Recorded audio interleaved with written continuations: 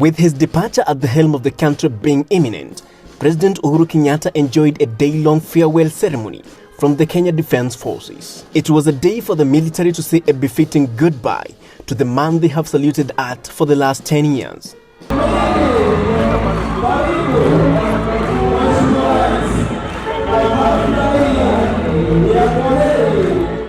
To understand the significance of the day in military traditions, Tuko spoke to Lieutenant Colonel Joseph Kingori, a retired military officer who served in different capacities in and outside Kenya. Formerly working with the Kenya Air Force, and I've gone for different courses, that is mainly on engineering and also leadership and management. And I've also gone for missions outside the country, starting with Bosnia-Herzegovina, where I was in 1994 and 95.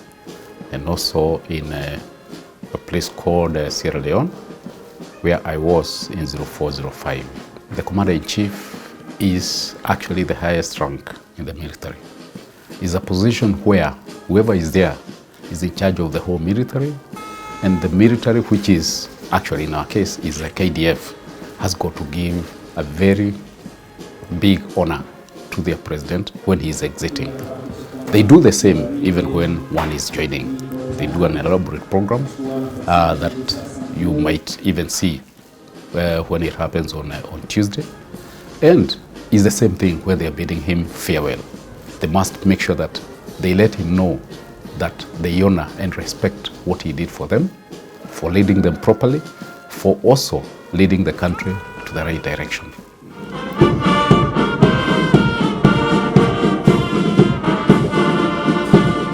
The event started with a lap of honor where the president waved at all the guests, mainly soldiers and their families gathered at the Ulinzi Sport Complex, a military sport facility that was established during the presidency of Uhuru Kenyatta. The lap of honor was immediately followed by the inspection of his last guard of honor in a military facility and as Commander-in-Chief.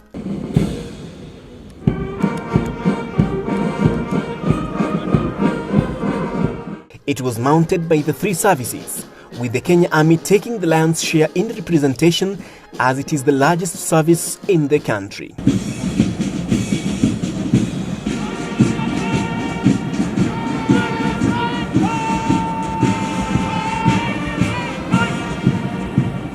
Other activities that took place were entertainment pieces from different quarters affiliated to the military, including schools.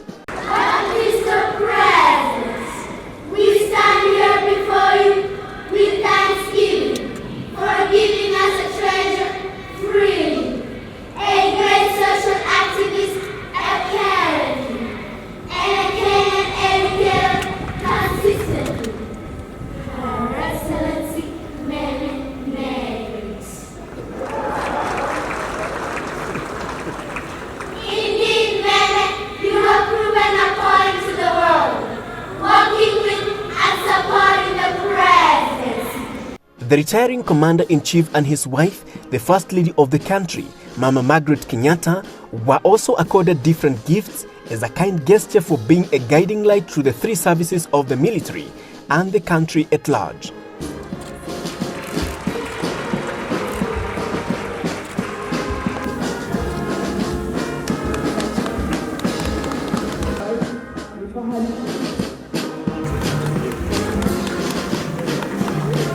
The military also showed their skills to the Commander-in-Chief, bringing much-needed light moments to the emotional event.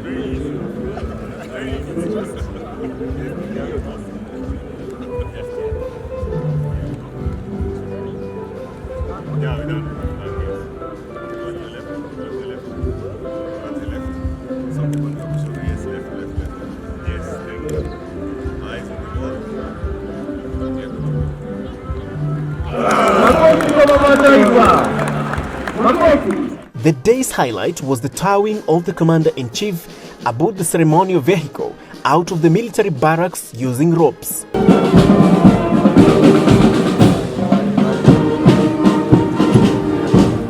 This fascinating tradition is full of significance, and it is usually performed by specific officers, as Colonel Kingori explains.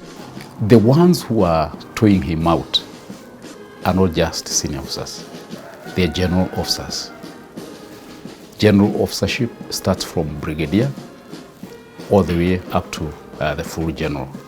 It's a show of respect that he has been with them, he has guided them, he has given them the resources that they needed, and this is the last time that he is in the camp or a military base for the last time. It's the last time that he'll be there.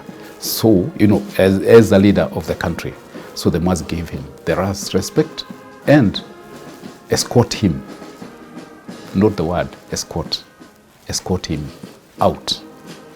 Same is normally done for the incoming one, but not that way. The incoming one can just go to any base, and anytime he's welcome there. But once he's sworn in, he becomes the Commander-in-Chief. When he's going out, such a respect must be given to him. Kenya's military is widely known in peacekeeping missions around the world and is usually called upon to help other countries. President Uhuru Kenyatta leaves a prominent military legacy by integrating their expertise in many sectors in delivery of services to the public. He has also significantly improved the welfare of both serving and retired soldiers.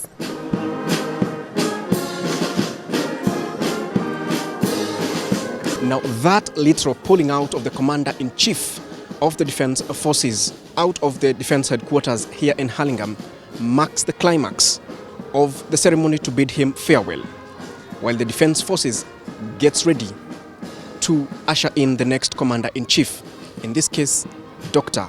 William Samoei Ruto. For Tuko Reports, my name is Kingori Wangechi, and from Tuko, we salute you, Mr. President.